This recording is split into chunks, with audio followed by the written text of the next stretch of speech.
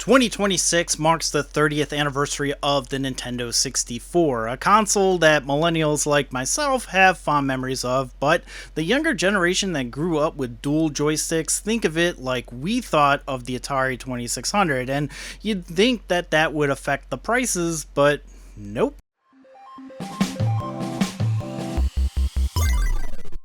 Welcome to Retronomics, the series that follows price trends in video games, and today we're taking a look at the Nintendo 64, a beloved console that not only brought Mario and Zelda into the 3D era, but also introduced new gameplay mechanics that are industry standard today. Despite those industry contributions, the Nintendo 64 library is fairly small compared to the PlayStation or even the Sega Saturn, and it's mainly because of Nintendo's decision to go with cartridges instead of CDs, and that limitation led to longtime developers like Square to go to Sony. Today we can appreciate what games are on the Nintendo 64, but that also means it's one of the few systems that a lot of people try to get a complete set of.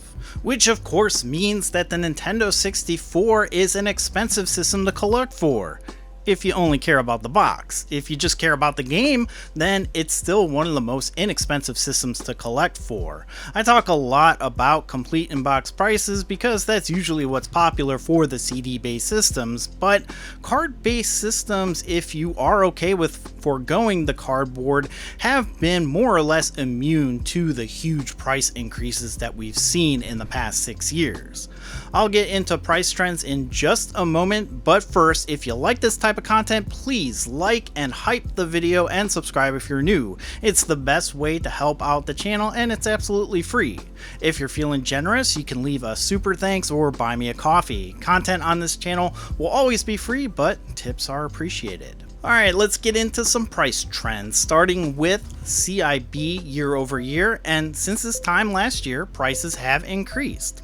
Surprising, I know, but it's only been 5.5% of an increase in price, and that wasn't even all of the games. When you look at the breakdown in price change, 56% of the 347 listings that I tracked off of pricecharting.com increased in value, whereas 41% dropped in value. The listing that increased the most was the Millennium 2000 controller, which increased $1,500, and that's 50% of the total increase right there. The listing that dropped the most was Stunt Racer, losing $1,000 in a 12-month period. During this period, 74 listings reached their all-time high, but when you look at the breakdown, the average price for a CIB listing is $171. The loose listings tell a different story. They've increased almost 10% since April of 2025, and 80% of those loose listings have increased in value somewhat, while only 19% have dropped in value. The listing that increased the most was the gold Nintendo 64, and the one that lost the most was the Millennium controller, which is still the most expensive loose listing, followed by the Pokemon Stadium Nintendo 64, but that's a weird one because it's nothing special like the Pikachu edition, plus I can't find an actual sold listing within the past year to even check. The only ones that come up are the Australian systems, which look cool and go for way less. 175 listings reached their all-time high in this period, and the average loose price is $50. Looking at the breakdown in price, the bulk of the CIB Nintendo 64 listings rest between $50 and $100. 50 are over $200, 91 are between $20 and $50, and 71 are between $100 and $200.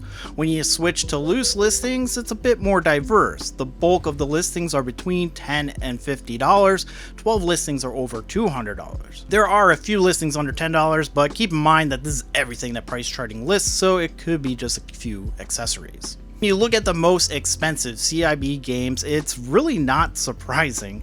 ClayFighter's Sculptor cut is at the top, followed by the Millennium controller and then the gold Nintendo 64 system. Moving down, it's mostly the CIB systems, which makes sense. Seems like the systems are more fun to collect than the games themselves since the library is so small. Switching to the loose games, the most valuable loose listings are similar to the CIB list. ClayFighters and Millennium controller are the most valuable, but then you got a few special controllers like that DK64 banana controller, and again, the systems. I've always considered adding a transparent system to my collection, but since I've always had my original and they were always kind of pricey, I didn't really see the point in getting multiple systems. But you have Conker's Bad Fur Day in the top 20, which is a game that has been released on the Rare Replay, but it's still a quirky Nintendo 64 game to add to the collection. But you can see that the games that are expensive are ranging between $130 and maxing out at $1,500. Moving on to the listings that gained the most, for the CIB, the top 3 most expensive games were also the ones that gained the most. The base version of Zelda's Majora's Mask increased 60%, and the collector's edition increased almost 30%. Surprisingly, the original version of Majora's Mask is now the most expensive version, probably because people think it's rarer of the two.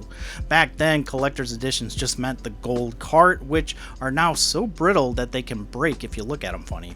Switching to the loose listings, the top 25 that have gained the most is fairly different. The gold Nintendo 64 is on the top, increasing 60%, while Rat Attack rose 68%, a game that I thought was a homebrew, but actually was an official release. A late in cycle release, but still an official one.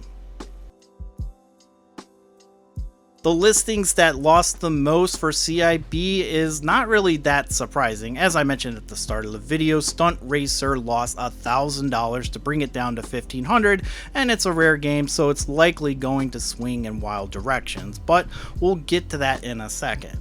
Worms Armageddon dropped below $1,000. Then you have a lot of interesting titles like Elmo's Letter Adventure, which was going for over $100 last year. Again, these are CIB items, so keep that in mind.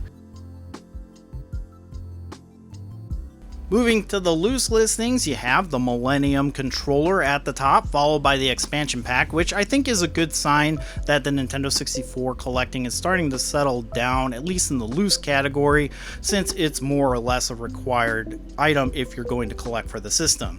That and the loose base Nintendo 64 dropped $15, which isn't a lot, but it's still something notable. Regardless, the drops weren't significant. As you can see, the most anything dropped was $130 and the lowest drop was $3. Now let's move on to a new feature for Retronomics, Volatility. Sure, Stunt Racer loses $1,000, but are prices going to skyrocket in the next 6 months, or are they going to be relatively the same?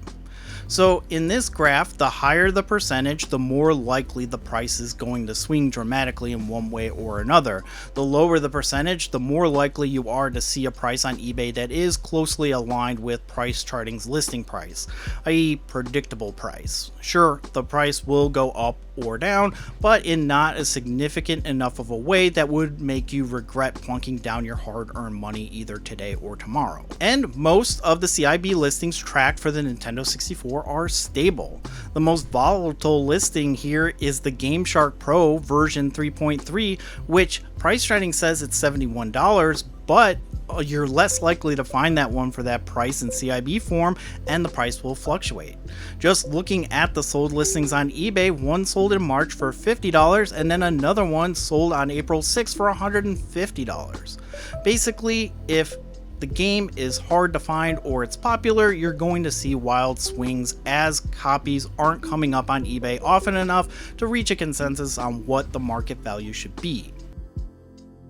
But when you change to loose, it's a little bit different. The cheaper games are going to be the more volatile because condition matters, and some people are willing to spend a bit more for a fresh label of even sports games, which are the most volatile here. It is interesting to see the list littered with sports game titles, but when it comes to completing your collection, those are typically the last items that you add. Just keep in mind that just because NHL Breakaway 98 is the most volatile at $5, you're just seeing a variation of $2 to $3. So where do prices go from here? Well, in the past 3 months, CIB prices have increased 2.5% and loose prices have increased 2.9%, so it's safe to say that the Nintendo 64 will continue to be a popular console to collect for at least through the end of 2026. As I mentioned, it's turning 30 this year, so if Nintendo adds some more titles to the Nintendo Switch Online store and they actually remake Ocarina of Time like the rumors are telling us, it could cause a brief bump in price when that happens as new collectors turn to snag a copy of the original. Let me know what you think in the comments below, and if you have suggestions on how to improve the series, let me know. I'm still messing around with things. Thanks so much for watching. I'm Nick, and I'll see you next time.